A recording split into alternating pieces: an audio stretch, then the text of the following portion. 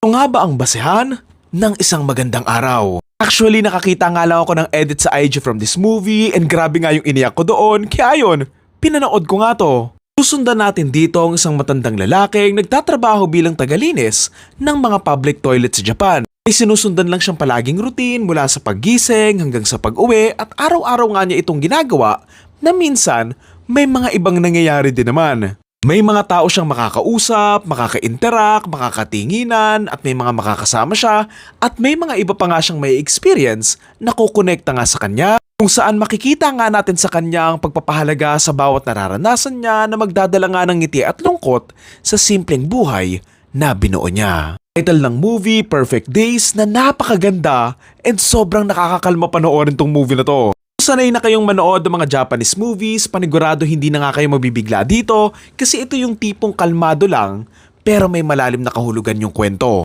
Sobrang interesting yung karakter ni Hirayama kasi mararamdaman mo sa kanya yung pagpapahalaga sa bawat nangyayari sa kanya eh. Of the detail, nagigising nga siya ng madilim pa lang, mag-aayos, tapos magdidilig, tapos paglabas nga niya ng bahay, nakangiti nga lang siya palagi at nakatingin nga palagi sa langit. Kahit hindi nga niya alam kung ano nga yung mangyayari sa kanya sa araw na yon, sinasalubong niya palagi yung bawat araw ng may tapang, may ngiti, at handa nga siyang harapin kung ano nga yung mga mangyayari sa buong araw na yon.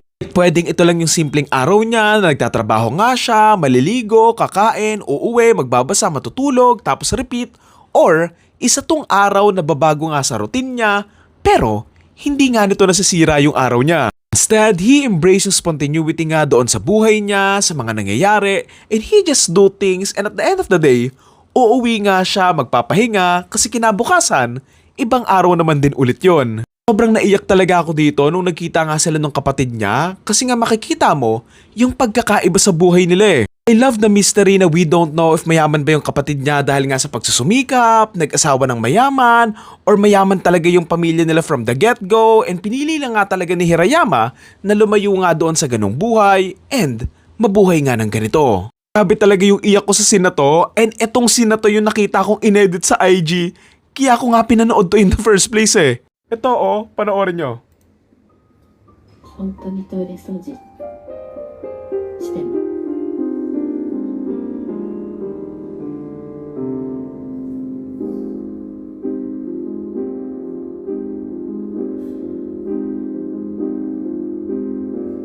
Hindi sa malungkot siya sa buhay and sa nararanasan niya, but alam mo yon, you could feel na may nararamdaman siyang lungkot sa puso niya nung mga oras na yon. Sa favorite scene ko dito, yung naglaro nga sila nung lalaking may cancer na wala lang.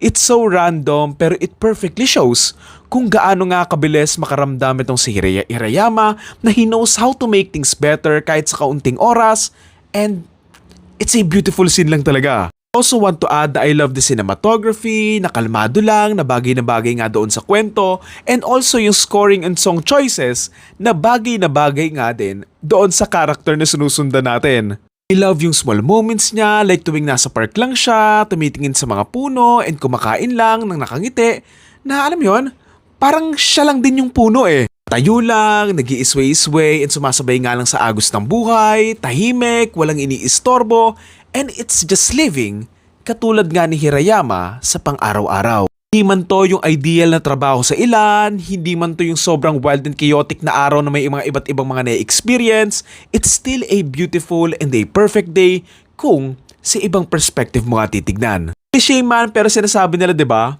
There's no such thing as perfect and katulad nga ng araw-araw ni Hirayama, it's perfect in a way. Kasi he makes the most of it and the next day, he would always start na it's the best and perfect day bago pa lang magsimula.